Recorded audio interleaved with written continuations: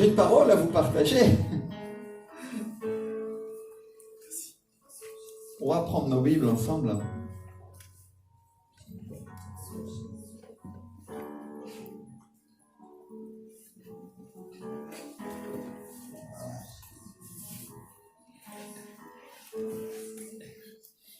En Exode 4.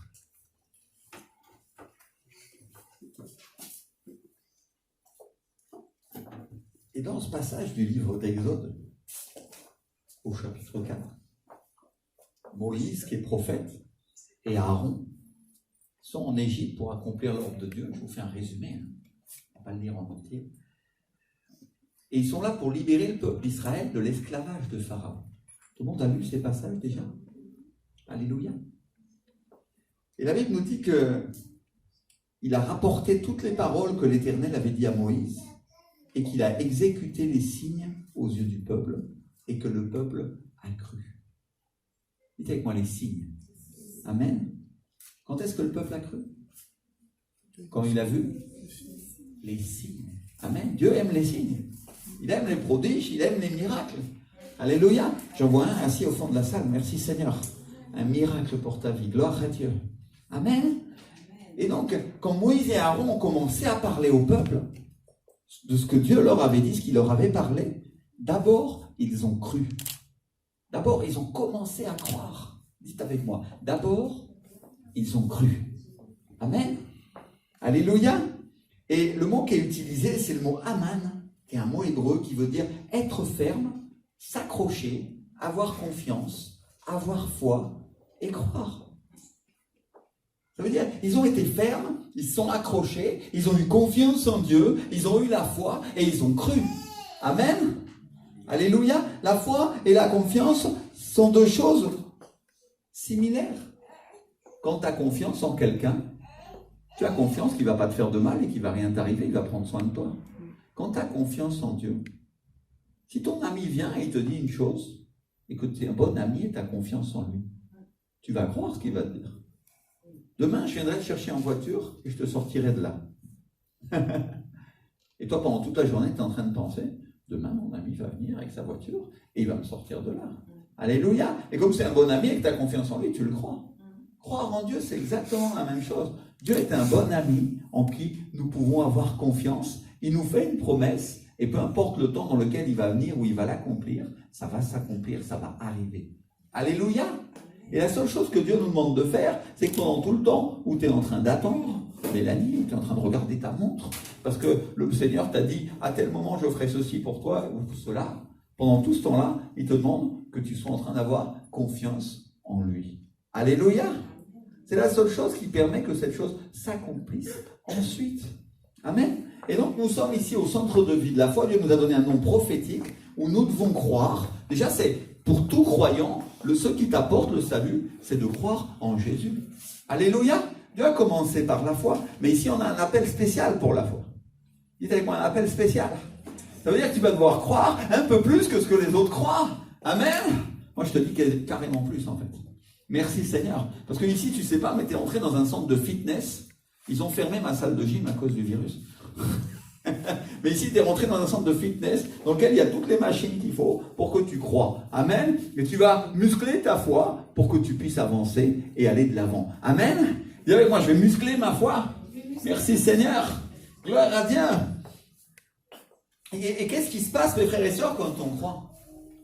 La Bible nous dit que tout est possible à celui qui croit. Amen. C'est-à-dire quand ils ont commencé à croire, quand ils ont commencé à avoir confiance en Dieu, que Dieu allait le faire, et qu'il allait les visiter, qu'il allait les libérer.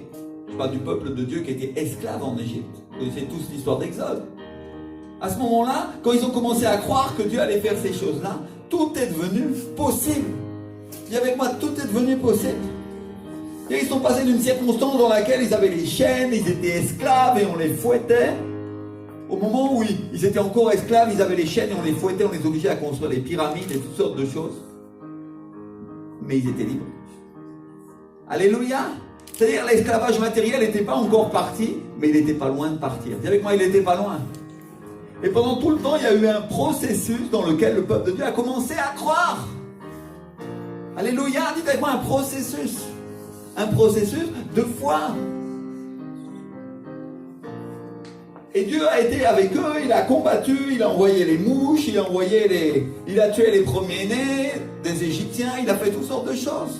Il a envoyé les sauterelles, les poux, toutes sortes de malédictions sur le monde pour qu'il les laisse partir. Alléluia. Mais pendant tout ce temps-là, ils ont dû croire. Ils avaient quoi? Un processus de foi. Amen. Ils ont dû avoir confiance que Dieu allait le faire. Et mes frères et sœurs, dans ce passage, il y a un terme qui m'attire particulièrement l'attention qui se trouve au verset 31 au chapitre 4. C'est un moment où la Bible dit « Ils apprirent que l'Éternel avait visité les enfants d'Israël, qu'il avait vu leur souffrance, et ils se sont inclinés et ils se sont prosternés. » Alléluia. Ils apprirent que l'Éternel avait quoi? Visité. Avait rendu visite à son peuple. Au bout de 400 ans de souffrance, au bout de 400 ans d'esclavage, au bout de 400 ans pendant lequel il n'y avait rien, sinon de l'obscurité, Dieu envoie des signes, il envoie un prophète, il envoie un prêtre, Aaron, qui annonce la parole, et eux, tout à coup, ils se mettent à croire. Alléluia. Alors qu'il ne s'est rien passé depuis 400 ans. La Bible dit à aucun moment que Dieu leur avait parlé. La Bible dit à aucun moment que Dieu leur avait envoyé des prophètes, ou qu'ils ont eu des visions, ou qu'ils ont eu des rêves. Rien pendant 400 ans. Et d'un seul coup, il apparaît un prophète, Moïse, qui fait partie de leur peuple, qui a été élevé comme un prince d'Égypte, qui est parti comme un renégat, et qui a disparu dans le désert, et il revient, âgé en plus. Et il leur dit qu'il a vu Dieu dans le désert, il leur dit qu'il a vu un buisson en feu, et qu'il est monté sur la montagne, et qu'il a entendu la voix de Dieu. Dites avec moi la voix de Dieu. Alléluia. Et eux, ils croient, la Bible dit qu'ils commencent à croire, ils se prosternent, et ils se mettent à croire. Ouh. Je veux dire, eux, ils ont eu plus de foi que moi parfois, non? N'est-ce pas? Et le mot qu'ils utilisent, c'est que Dieu les a visités. Dis avec moi, il a visité, il leur a rendu visite. Amen. Et le mot qu'il utilise pour visiter, c'est un mot hébreu qui est pagat, qui veut dire visiter, se préoccuper, prendre soin et chercher. C'est-à-dire, Dieu nous a visités, Dieu s'est préoccupé de nous, Dieu a décidé de prendre soin de nous, Dieu est venu nous chercher. Alléluia. Dans la détresse dans laquelle on était. Et des milliers d'années après, on saute, on fait un saut dans le temps maintenant, et on trouve dans le livre de Luc, dans le Nouveau Testament, après 400 ans de silence, après une période qu'on a appelée la période du silence, qui était un temps dans lequel Dieu disait rien. Pas une vision, pas une révélation, pas une voix de prophète, rien. Silence total pendant 400 ans. D'un seul coup, Zacharie, qui est prêtre, entre dans le temple quand c'est son tour de servir le Seigneur. Et il a une vision. Et il voit un ange de Dieu, il voit l'ange Gabriel qui lui apparaît et qui lui dit que lui, sa femme Élisabeth vont avoir un enfant et que ça sera un prophète. Alors que sa femme est stérile. Et Dieu, il aime bien la contradiction, mon frère.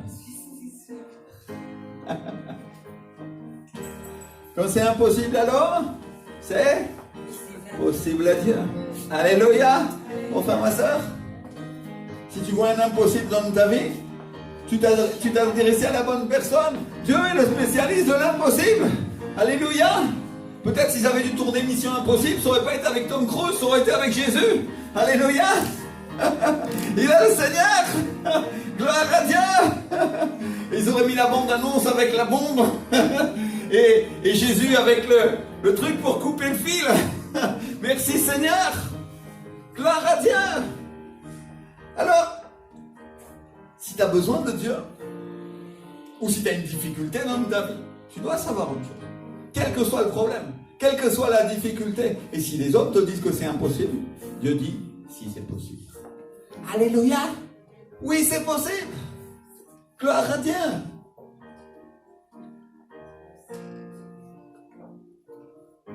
Et en plus, si on veut ajouter une difficulté supplémentaire, parce que l'histoire n'est pas assez piquante, Zacharie et Élisabeth, ils sont déjà âgés. Ça vous rappelle quelque chose? Sarah,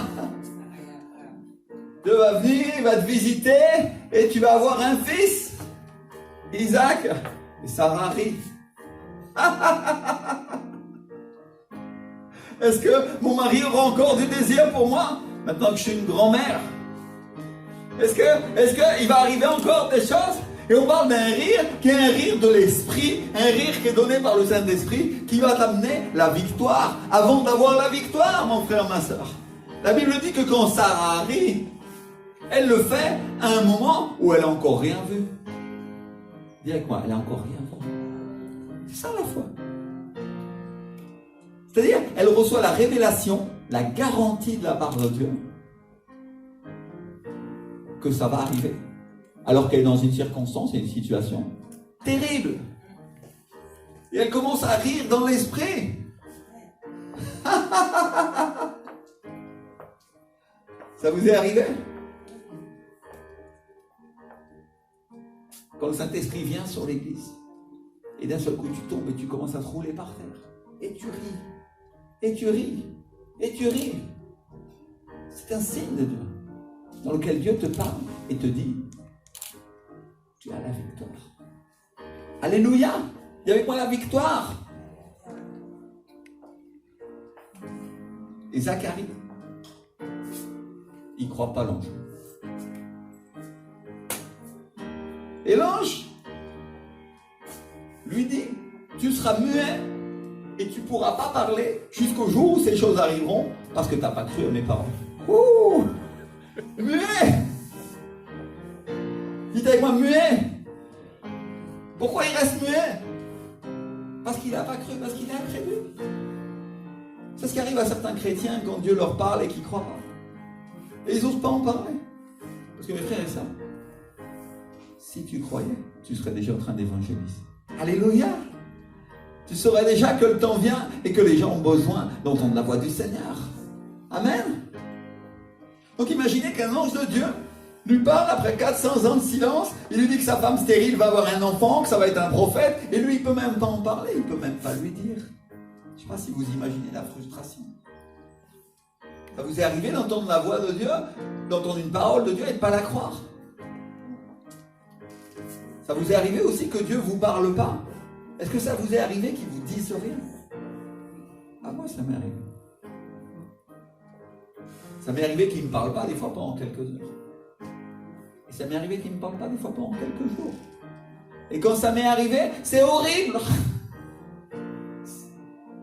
C'est-à-dire, en général, je commence à crier, en général, je commence à chercher, je commence à pleurer, et ma femme commence à me voir tourner en furie dans la maison, et il n'y a rien qui me satisfait.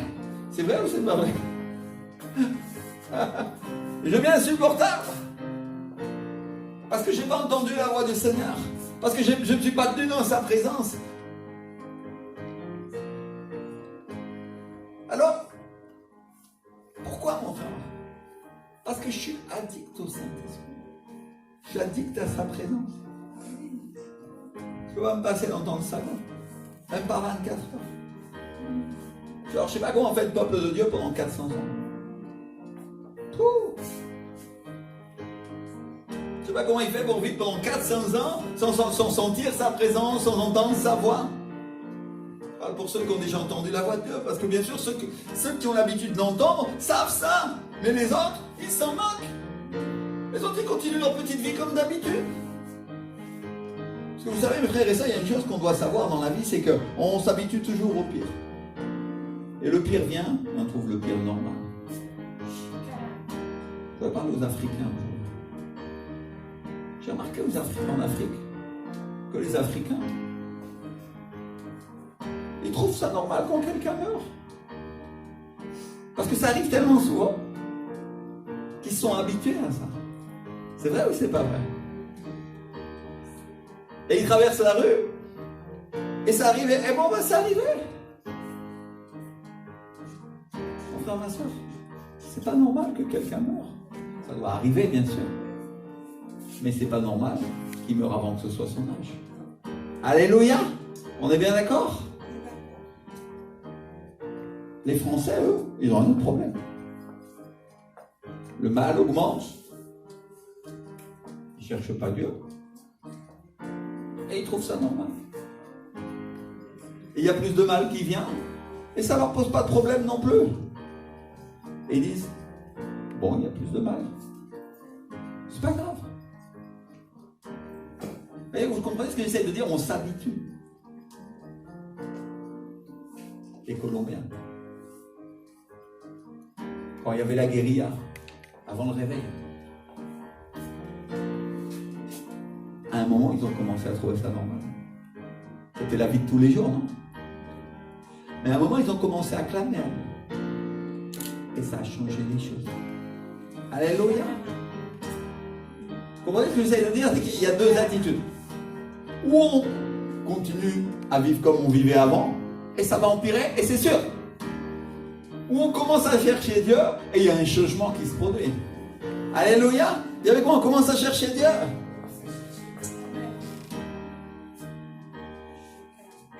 Et donc ça c'est ce qui fait la différence entre celui qui est spirituel et charnel. C'est ce qui fait la différence entre celui qui est rempli du Saint-Esprit, qui est pneumatikos, et les autres qui sont guidés par leur chair, qui sont guidés par leurs émotions. Celui qui est spirituel, celui qui est addict, celui qui a l'habitude du Saint-Esprit, il se désespère, il pleure, il crie, il tourne en rond, il clame, et il fait tout son possible pour trouver Dieu. Il fait tout son possible pour l'entendre à nouveau, il fait tout son possible pour écouter sa voix. Des fois, il prend un avion, il va en Colombie. Quand c'est possible, quand il n'y a pas le coronavirus. Sinon, il est capable de prendre un bateau. Alléluia. Et il lit la parole, il se met à pleurer, il clame à Dieu, il essaye tous les trucs pour entrer dans sa présence à nouveau, tous les trucs qu'il connaît, tout ce qui a déjà marché avec lui, tout ce qu'il a déjà essayé et dans lequel il a eu un résultat. Alléluia. Je me suis assis là et j'ai commencé à pleurer et Dieu est venu et m'a parlé. Je vais m'asseoir là et on va voir ce qui se passe. Et j'attends. Et j'attends encore. Et j'attends encore. Jusqu'à ce que Dieu vienne. Jusqu'à ce qu'il fasse quelque chose. Celui qui cherche quoi? Trop. Et à celui qui frappe, on ouvre. Alléluia. Merci Seigneur. Et si tu cherches Dieu, tu vas le trouver, mon frère, ma soeur, c'est sûr. La question, c'est le degré de persistance et de persévérance que tu vas avoir pour le trouver. Merci Seigneur. Et on croirait entendre Cantique des Cantiques. Avez-vous vu mon bien-aimé? Avez-vous vu celui que mon cœur aime? Alléluia.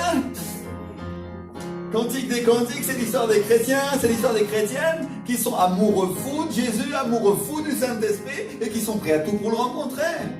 Ou qui sont prêts à tout pour être à nouveau avec lui.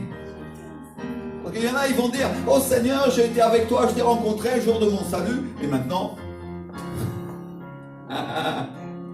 Mais non!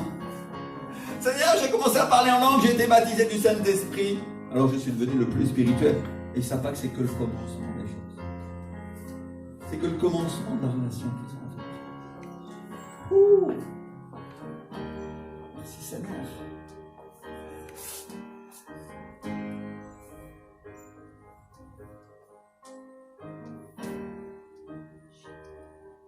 Et certains sont prêts à tout pour rencontrer le Seigneur. Et un instant, ils se cachent. Ça vous est arrivé?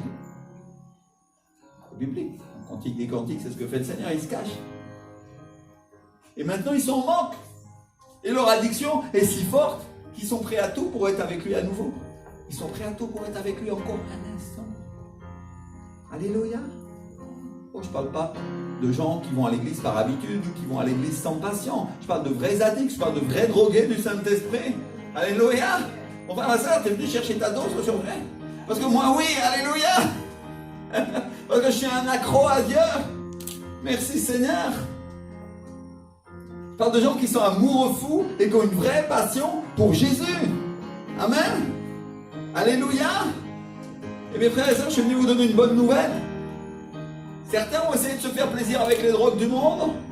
Et à partir de maintenant, ils vont être remplis avec le Saint-Esprit. Alléluia! À partir de maintenant, ils vont être rassasiés. À partir de maintenant, ils vont être transformés. À partir de maintenant, il va y avoir un changement dans leur vie et un encouragement nouveau qui va commencer à couler. Alléluia! À partir de maintenant, leur cœur va déborder de la présence du Seigneur. Merci mon Dieu! Et il va venir une telle onction qu'elle va déborder sur ces rives.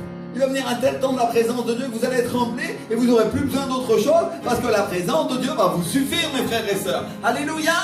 Vous savez pas, la présence de Dieu me suffit. Son onction. Alléluia, Jésus. Et donc le peuple de Dieu est dans cette circonstance, il est dans cette situation, il n'entend plus les prophètes, il n'entend plus la voix de Dieu, ils sont plus sa présence, un peu comme c'est le cas aujourd'hui où la plupart des chrétiens ou des chrétiennes ou la plupart des gens ne s'inquiètent pas de Dieu et ne le servent pas. Ils vont à l'église par habitude. Et Dieu leur parle plus, il leur dit plus rien, parce que ce qu'il leur a dit des années auparavant, ça reste toujours valable. Il y a une chose que tu dois savoir, mon frère, ma soeur, sur le Saint-Esprit, et sur la personne de Jésus. Quand il a dit une chose, et il t'a dit une chose qui est sérieuse pour toi, même si après il dit plus rien, si tu l'as pas fait, elle reste toujours valable. Parce que sa parole est pour toujours, elle est éternelle. Et tu vas te dire, tu peux crier, tu peux clamer, tu peux faire tout ce que tu veux, tant que tu n'auras pas fait ce qu'il a dit. Je me fais comprendre. Alléluia. Il est Dieu. Dieu te dit une chose et elle est parfaite et elle ne changera pas. Ni demain, ni après-demain, ni le jour d'après, ni jamais. Alléluia.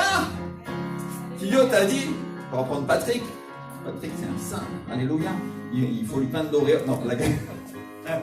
Il est saint comme nous. On est tous sanctifiés par le sang de Jésus. Amen. Mais si Dieu dit à Patrick, change ton cœur parce qu'il y a quelque chose qui ne va pas. Et qu'il ignore la voix de Dieu. Je le prends comme exemple parce que ce n'est pas le cas. Alléluia. Et qu'il ignore la voix de Dieu et qu'il continue à faire sa petite vie comme il veut. Et Dieu lui a dit, fais ceci et fais cela. Et il continue à faire comme il veut. Qu'est-ce qui va se passer? À un moment, Dieu va se taire. Et il va s'éloigner. Et il aime toujours Patrick. Il veut être avec lui. Mais son attitude fait qu'il y a une distance qui se crée entre eux. Alléluia. Et plus son cœur s'endurcit, et plus le Seigneur est obligé de se tenir loin. Parce que sinon, peut-être il viendra un jugement sur ça. Mais quand Patrick dit, je me rappelle ce que le Seigneur m'a dit, et Seigneur, je change mon cœur. Alors le Seigneur court. Il dit, viens, Patrick, je t'aime.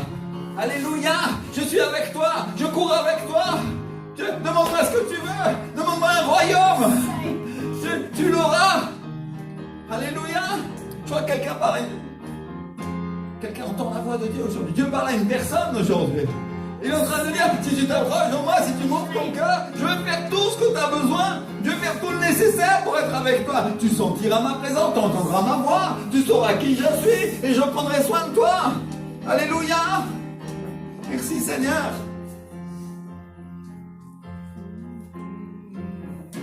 Oh Seigneur.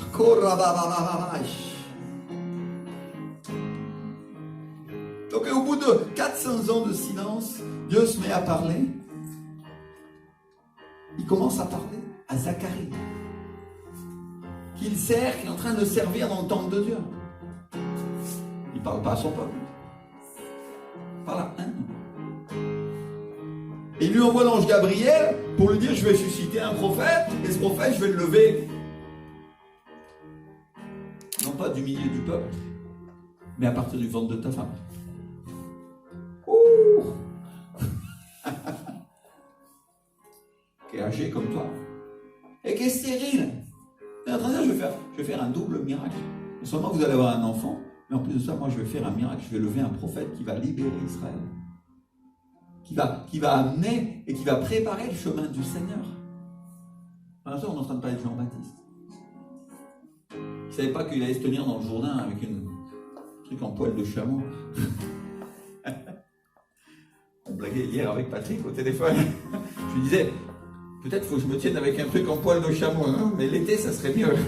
Aux étangs de Cergy, s'ils nous ferment l'église, je vais me mettre comme ça et vous vous tiendrez avec des cannes à pêche.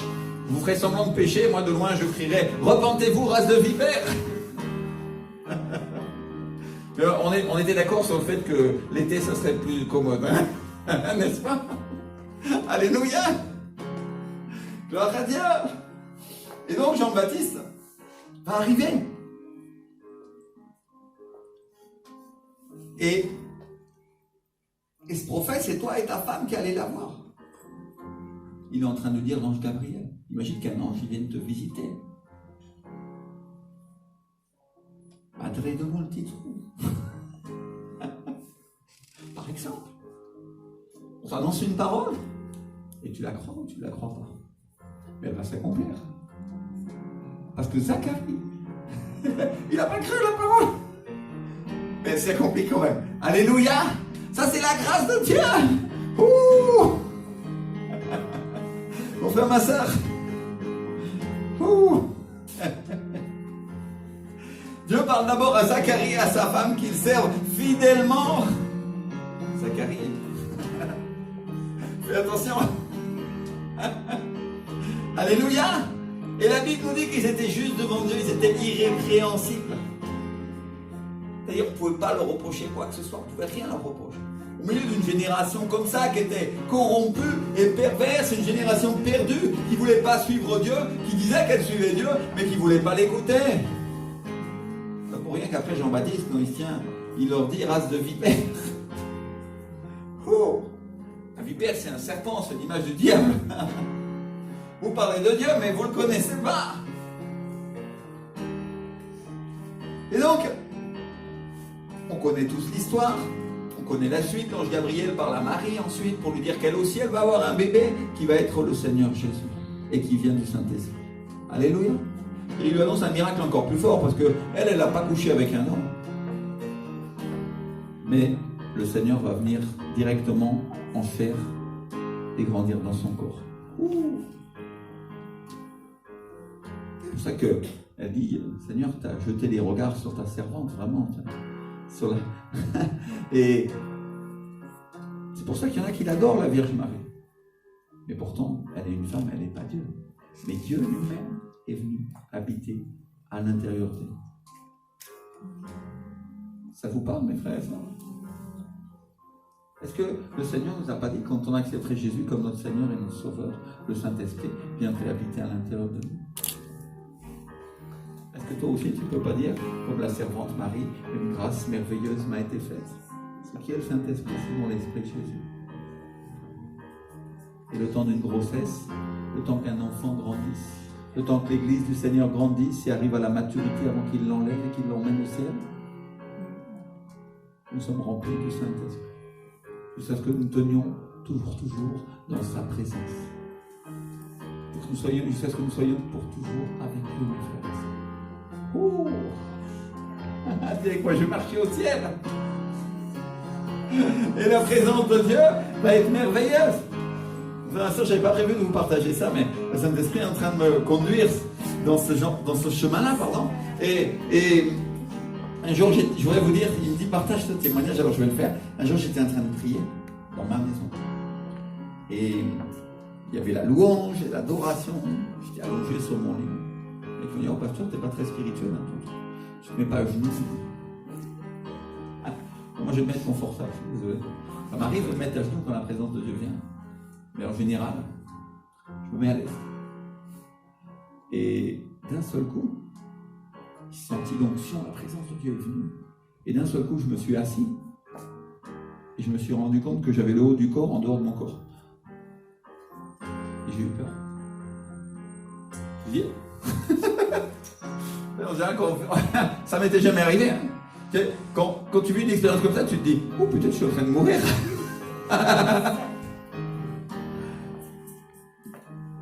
Et le Seigneur m'a fait. Je ne me souviens plus ce qu'il m'a dit en détail, mais il m'a fait comprendre que, aie confiance, tu ne mourras pas. Et dans l'instant d'après, j'étais sorti de mon corps et je me promenais en dehors. Juste un instant.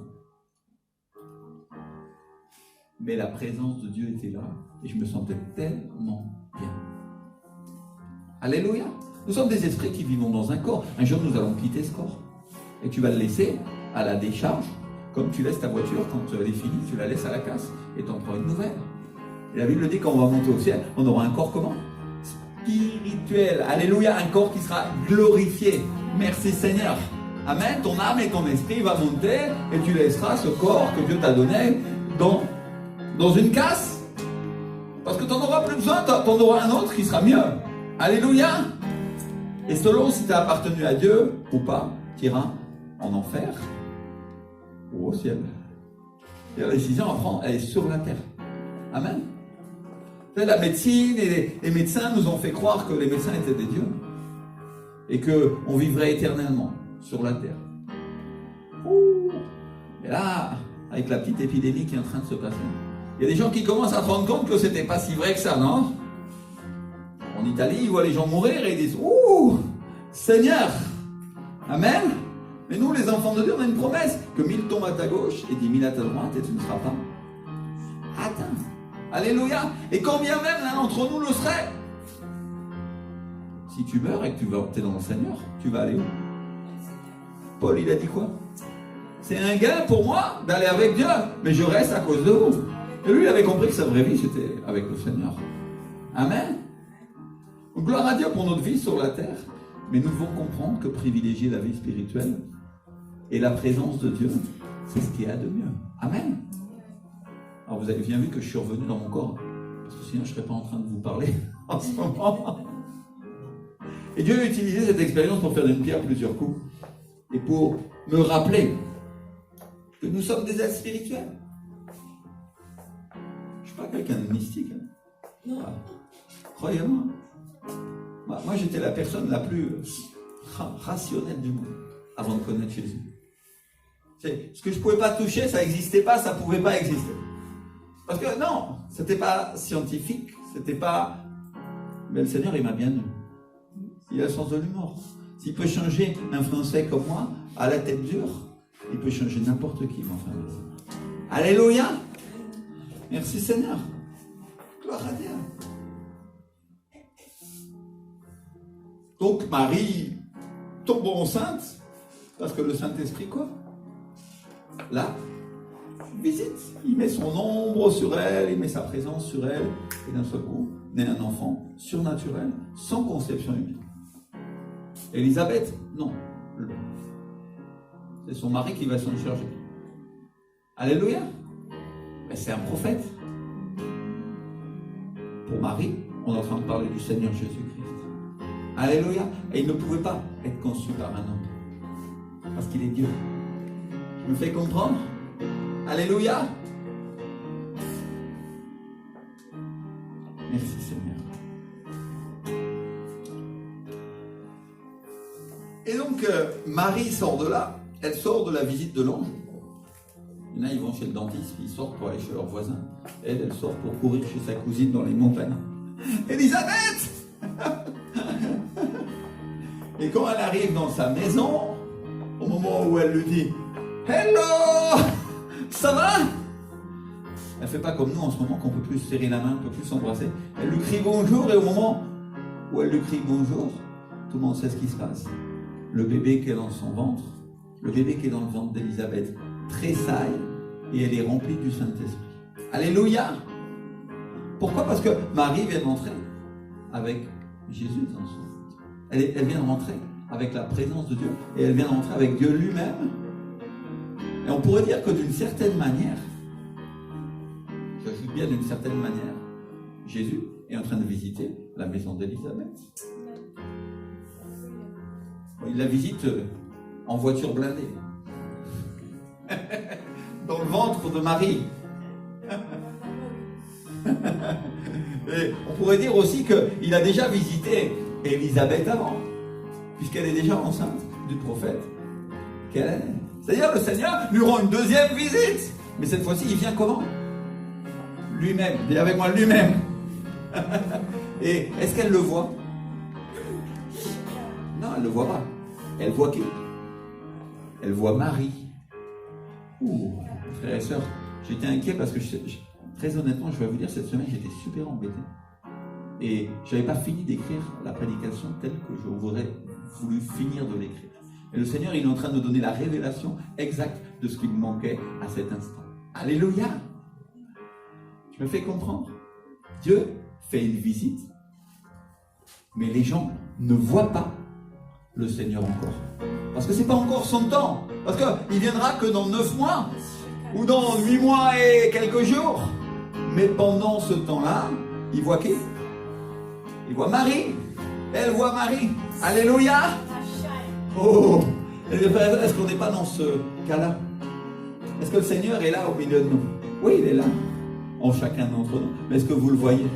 Non, vous voyez le prédicateur, vous voyez le pasteur Rémi. Ça pourrait être le prophète Soutier, ça pourrait être le pasteur Carlos, ça pourrait être la pasteur Myriam, la pasteur Gloria. Ou ma soeur Carole. Ou mon frère Patrick. Alléluia. Mais le Seigneur est là. Alléluia. Ouh, merci Seigneur. Et donc Dieu accomplit la prophétie du prophète Ésaïe, qui a été donnée des centaines d'années auparavant. En Ésaïe 7,14, qui nous dit: la Vierge sera enceinte et elle aura un fils. On est en train de parler de miracle, on est en train de parler du surnaturel de Dieu. Ça fait 400 ans que Dieu ne parle pas, et maintenant il fait des miracles. Peut-être pendant 400 ans, il y en a qui auraient pu dire: oh, ben Dieu n'existe pas, ou Dieu est mort. Est-ce que c'est pas un petit peu ce que fait le monde, ou ce que font les gens dans notre pays? Parce qu'ils n'ont pas vu la présence de Dieu se manifester au niveau de la nation encore. Ils voient les églises, mais ils n'y rentrent pas. Et ils sont en train de dire: Dieu n'existe pas. N'est-ce pas?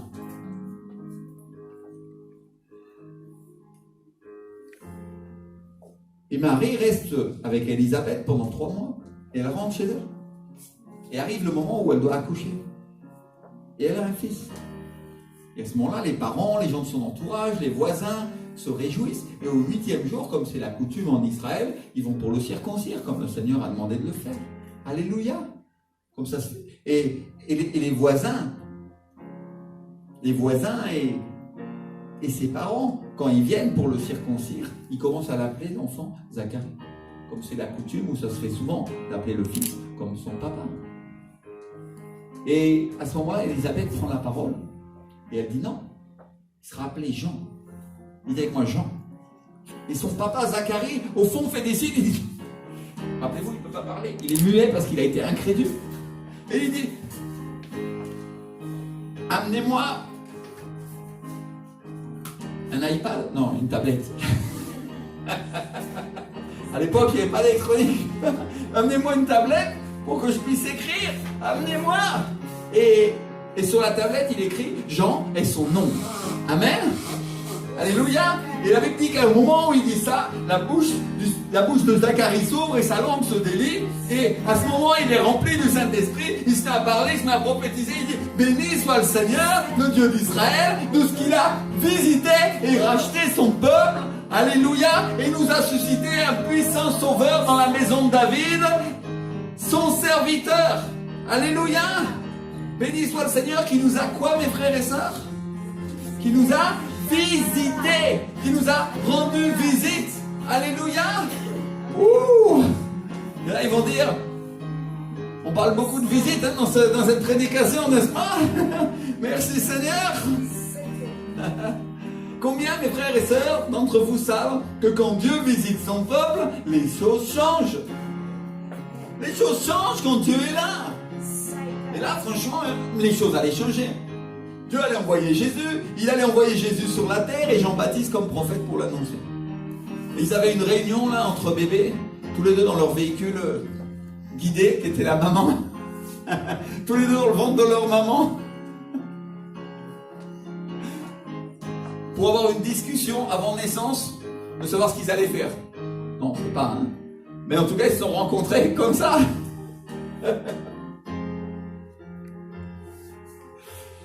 Et donc, mes frères et sœurs, une seule visite de Dieu et tout allait changer. Jésus allait venir, il allait délivrer les hommes du diable, délivrer les hommes du péché. Il allait faire que toute personne qui croit en lui aille au ciel et ait la vie éternelle. Plus de loi, et maintenant c'était la grâce. Alléluia. On n'est plus sous la loi, il n'y a plus de condamnation, c'est la grâce. Amen. Sous la loi, une seule personne qui mentait une seule fois était condamnée. Et aujourd'hui, Dieu a miséricorde de toi et dit: maintenant, si tu crois en moi, je te fais grâce. Ouh. Mais si tu veux pas de ma grâce, C'est la loi. Et si tu franchis la loi une seule fois, tu seras quoi? Condamné. Oh Seigneur! Alors moi je sais pas pour vous, mais moi je préfère la grâce. Amen. Si je suis en prison et qu'on vient m'apporter une carte, tu es délivré de prison. Et tu peux sortir sans avocat parce que tu as un avocat au ciel, Jésus-Christ le juste, qui a fait le travail pour toi. Tu prends la carte ou tu restes dans ta prison? Oh, vraiment ça? On n'est pas idiots, n'est-ce pas? Alléluia! Merci mon Dieu! Et Jésus amène un changement qui n'est pas seulement pour son peuple, mais qui est aussi pour les autres. Il amène un changement qui s'étend jusqu'aux incrédules, jusqu'aux gentils, qui s'étend à ceux qui ne croient pas. Alléluia! Et si on regarde le moment où le Seigneur Jésus arrive, non, avant je vais parler d'autre chose. Le Seigneur, au moment où il vient, fait un miracle que là où ses promesses étaient uniquement pour son peuple, pour le peuple juif, à partir de maintenant, elle commence à venir pour le monde entier. Alléluia. C'est la raison pour laquelle je suis là. Elle est valable pour les Français, pour les Colombiens, pour les Gabonais, pour les Ivoiriens, pour les Roumains. Mon frère, il n'est pas là, mais c'est pareil. Alléluia. Et même pour les Suisses, Patrick. Alléluia. Merci mon Dieu. Non, parce que les Suisses sont terribles. Hein. Ils font des chocolats et des... Non. Merci Seigneur. Et en plus, ils prennent l'argent des banques. Non, non, non. Non, Seigneur, il faut les condamner, les Suisses. Non, Seigneur, il aime les Suisses. Alléluia. Peut-être il y en a, ils regardent certaines nations et disent, Seigneur, tu devrais les condamner. Et Dieu dit, je les aime. Alléluia. Ouh, c'est un miracle. Merci Seigneur. C'est un miracle. Maintenant, si on regarde les circonstances, si on s'intéresse au moment où ces choses arrivent, au moment où le Seigneur Jésus arrive, Israël est esclave et captif des Romains. Et on n'est pas en train de parler d'un peuple indépendant comme on en parle la plupart du temps ou comme on le connaît aujourd'hui. Même s'ils ont les Palestiniens qui leur jettent des pierres et Dieu aime les Palestiniens, il a miséricorde d'eux. Il leur prêche même l'évangile. Après ils veulent ou ils veulent pas, ça dépend desquels. Pour les Juifs pareil. Alléluia, ils sont traités de la même manière en fait par le Seigneur. Mais on est en train de parler d'un peuple qui à cette époque-là est sous l'autorité, le joug des Romains. Ils sont esclaves, ils font pas ce qu'ils veulent, ils décident pas ce qu'ils veulent. Ceux qui représentent la loi, quand ils vont au commissariat, ça se passe avec les centurions. Et c'est les Romains qui font la loi. Comme les Romains, ils ne sont pas assez parfois, ils délèguent un peu au peuple juif de gérer leur propre police sur certains aspects. Et puis, on est en train de parler d'un moment où Hérode le Grand était le roi, à ce moment-là. Et comme il savait que Dieu allait envoyer un sauveur, à ce moment-là, il fait tuer tous les enfants mâles de moins de 2 ans qu'il y avait à Rama. Parce qu'il avait peur d'être supplanté. On parle d'un instrument du diable qui voulait tuer tous les enfants mâles parce qu'il savait qu'il allait venir le Messie et le Sauveur. Alléluia. Ouh. Et on peut dire que le mal régnait vraiment à l'époque. Hein. On peut dire que c'était des ténèbres les circonstances dans lesquelles le Seigneur Jésus arrive.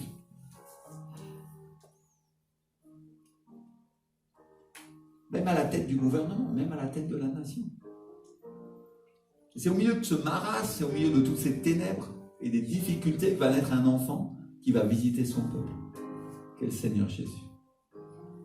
Quand il vient, il provoque un réveil dans tout le pays. Parce qu'il y a des miracles, les foules entières se mettent à le suivre. Et vrai, ça, on parle de moment où le Saint-Esprit est en train de se déverser. Et où le Saint-Esprit se déverse au milieu d'eux. On parle d'un moment où il y a un fleuve d'eau vive qui se déverse et qui coule au milieu de la nation. Parce que mes frères et sœurs, qu'est-ce qui se passe quand Dieu visite un pays? Le Seigneur Jésus vient et le Saint-Esprit vient. Et toute la nation, ou en tout cas beaucoup de gens, commencent à le reconnaître. Ils commencent à reconnaître Jésus et ils commencent à changer. Et parfois, ils ne le reconnaissent pas physiquement, comme c'était le cas en Israël. Parfois, Dieu visite un homme. Parfois, Dieu visite une seule personne et ensuite se sert d'elle pour arriver aux gens, pour arriver à beaucoup de personnes. Il s'habille d'elle. Littéralement, le Saint-Esprit, mes frères et sœurs, s'habille de cette personne. Et tu vois la personne, mais à l'intérieur, c'est le Seigneur.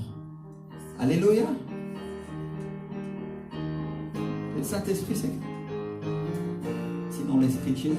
Et c'est lui qui provoque les réveils. Quand Dieu a visité mon pasteur en Colombie, alors que la Colombie allait mal, alors que tout le pays allait mal. Il y avait des enlèvements, il y avait des meurtres, il y avait les FARC.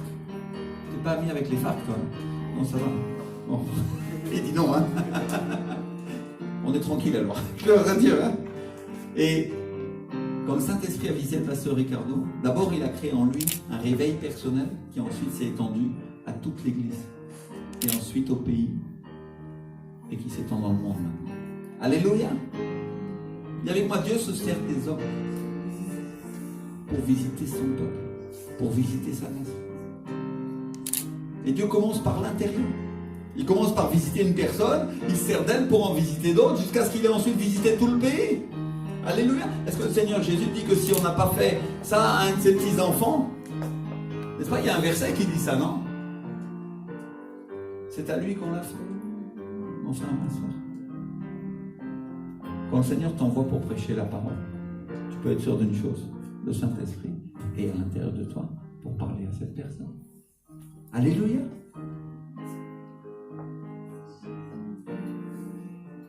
Alors je voudrais expliquer ces choses. Que la plupart des grands réveils fonctionnent par contagion. Dis avec moi la contagion.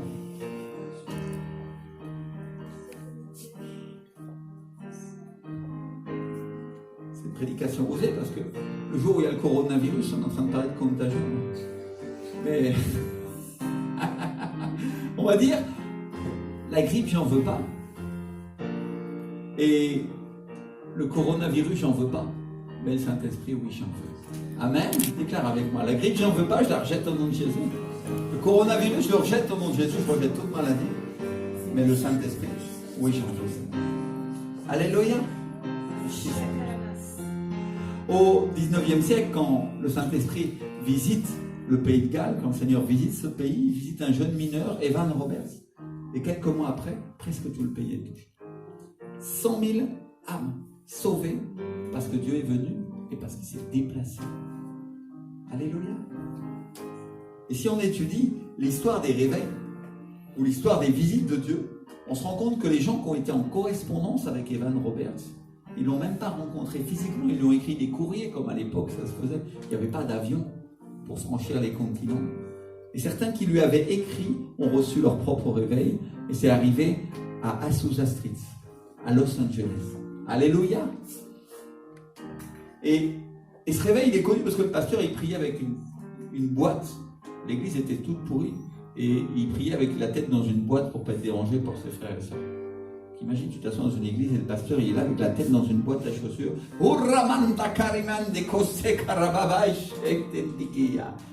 Ceux-là, ils sont...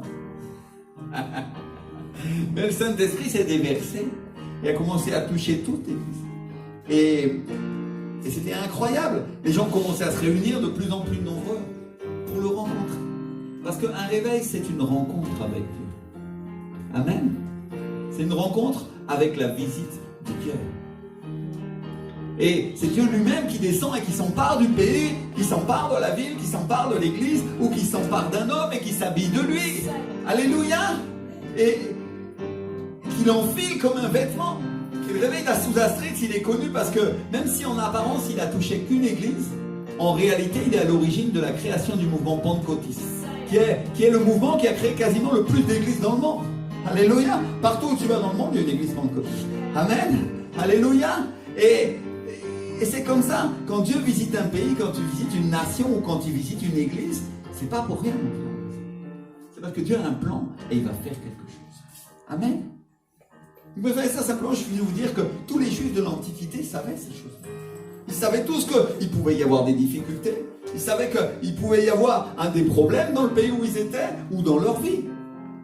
Mais ils savaient que quand Dieu venait, les choses changeaient. Amen. Dis avec moi, quand Dieu vient, les choses changent. Amen. Les choses ont changé en Égypte, elles ont changé en Israël, elles ont changé au Pays de Galles, elles ont changé en Colombie et elles ont changé dans le monde. Quand le Seigneur s'est déplacé, quand il est venu. Mais il y a une chose que ces Juifs anciens ne savaient pas, c'est que bien souvent, les silences de Dieu précèdent sa venue. Alléluia. Dis avec moi, les silences de Dieu, bien souvent, précèdent sa venue. Amen. Et en France, mes frères et sœurs, ça fait un moment que Dieu ne parle pas. Ou qu'il ne parle pas à la nation.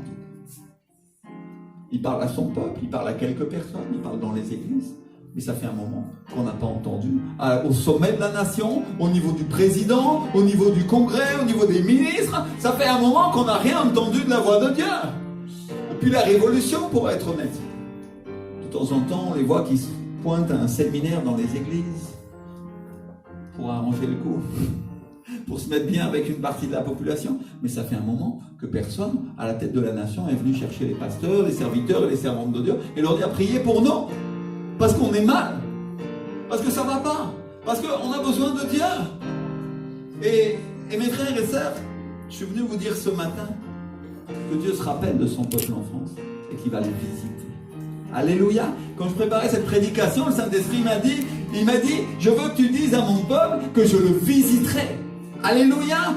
Et mes frères et sœurs, quand Dieu parle d'une rencontre avec nous, il nous parle d'un réveil. Il parle d'une génération entière qui se lève pour sortir d'Égypte. Il parle d'une génération entière qui se lève pour sortir du monde alors qu'ils sont esclaves. Et il parle d'un temps où Dieu change la donne alors qu'ils sont dans les pires circonstances. Parce que bien sûr, si tu regardes ces choses, tu vas dire, mes yeux naturels ne le voient pas. Mais si tu avais vu Marie, est-ce que tu aurais cru que dans son ventre, il y avait un sauveur? Et celui qui allait sauver la terre entière. Enfin, se lève-toi un instant et dis-lui, Seigneur, visite-moi, Seigneur. Cher Saint-Esprit, Seigneur. Aujourd'hui, nous ne voulons pas être comme Zacharie, Seigneur, et rester incrédules et muets. Mais nous voulons, Seigneur, croire ces paroles prophétiques, que tu viens et que tu vas nous visiter ici sur la terre de France, Seigneur. Alléluia. Mon frère, ma soeur, Dieu va te visiter quand tu es dans l'église. Dieu va te visiter quand tu pries. Dieu va visiter son peuple au travers de toi. Il va se servir de toi et il va t'enfiler comme un vêtement pour que tu puisses annoncer sa parole. Alléluia. Et quand tu prêches l'évangile, quand tu t'avances vers le peuple de Dieu, pour le bénir, pour le sauver, c'est à Dieu que tu le fais, mon frère. Dieu aime son peuple. Dieu aime la France. Et il aime les Français. Alors aujourd'hui, je suis venu vous dire, alors qu'ils sont en train de fermer les églises, ils sont en train de fermer un tas d'endroits, que le Saint-Esprit va venir nous visiter. Alléluia. Dieu nous a fait une promesse. Il m'a fait une promesse comme pasteur.